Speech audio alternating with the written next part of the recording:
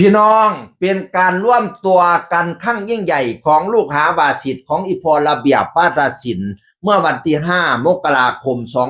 2569พระเจ้าพากันไปกราบศพกราบขาบหลวงพ่อเจริญณวัดโนนสว่างอำเภอหนองวัวซอจังหวัดอุดรธานี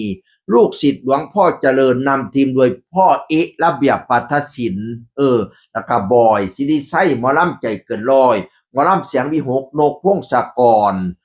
หมอลำจักรพันธ์ลำเพลินอยู่หัวหน้าชาติเราบันเรื่องศิลป์แล้วก็หมอลำขวัญใจแฟนๆแม่นจักรพันธ์แล้วก็เตวสุกัญญาหมอลำเสียงเจ๋วหมอลำเสียงสะกิดใจท็อปธนาไส้ป้าจากคณะนี่1ระเบียบ2ใจเกินร้อย3เสียงวิหก4สั้นเราหาขวัญใจ6เสียงเจ๋ว7เสียงสะกิดใจ7คณะน้ำกันพี่น้องลูกหาว่าศิษย์เพิ่นไปร่วมตัวกันอยู่วัดโน้นสว่างวัดหลวงพ่อเจริญพี่น้องไปกราบศพกราบคาบแล้วก็เทศสังฆทานน้ำกันแล้วก็พากันเฮ็ดลงท่านน้ำกันไปเฮ็ดบุญเฮ็ดท่านน้ำกันลูกอีพ่อระเบียบลูกพ่อพ่อเปียโอ้จะเป็นพากันหงย่างเหลียงเหลี่ยมเนาะแต่ละคณะเจริญไปทำบุญน้ำกันให้เจริญลูกศิษย์อีพ่อเจริญก็ให้เจริญสมซื่อครูบาอาจารย์นั่นล่ะพี่น้องพ่อก็ไปกับแม่ลักไปกับน้องเต้าหยองหมอลำเสียงเจียวกับไปกับแพทย์พระเอกเสียงเกตแพทย์ธีรพัฒน์แล้วก็แม่นจักรพันธ์นี่ไปกับลูกชายเพิ่นตาเวฟวรเศษกำลังมาแห้งพี่น้องแล้วก็เห็นผู้ใดอีกชาญเล่ากับไปกับบอดนิกเนาะ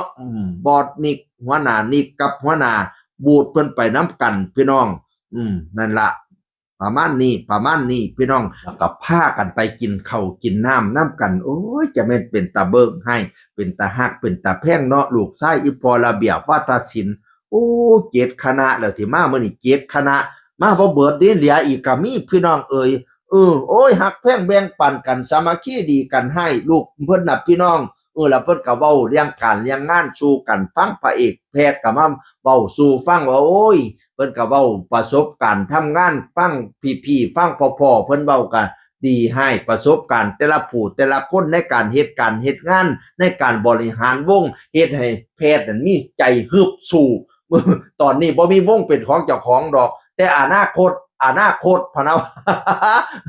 ก็บ่แน่เนาะเราก็ยังน้อยยังหนุ่มอยู่พี่น้องฟังพี่ๆเพิ่นเว้าฟังพ่อๆเว้าใจฮึบอยากมีวงคือเพิ่นก็บ่จักพี่น้องนี่ล่ะเป็นการร่วมตัวครั้งยิ่งใหญ่ของลูกๆระเบียบวาทศิลป์7คณะนำกันไปกราบศพกราบคาบหลวงพ่อเจริญที่วัดโนนสว่างหนองวัวซอเสียงอื่นคนก็เว้าสู่ฟังสวัสดีครับ